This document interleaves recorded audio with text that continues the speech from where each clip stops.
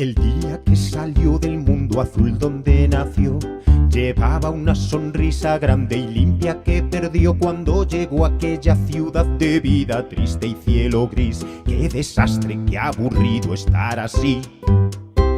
Las nubes no eran nubes, la luz no era de verdad, el frío empaquetado y el calor artificial, todo a la vez saliendo a chorros gastando electricidad. Cuanto más se enciendan menos lo verán. Y Kirima nos dirá que eso está muy mal, mal, mal.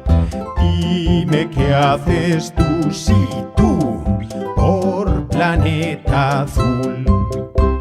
Dejó atrás la ciudad porque los bosques quiso ver y no encontraba verde ni agua dulce, solo sed. No había árboles ni pájaros ni sombra bajo el sol. ¡Qué tristeza, qué pereza, qué calor! La tierra se moría y no sabía qué pensar. No quedaría comida ni animales ni el glaciar que antes estaba tan bonito y dejaba fresquito el mar. ¿Qué haría entonces todo su pueblo polar? Y Kirima nos dirá que eso está muy mal, mal, mal. Dime qué haces tú, sí.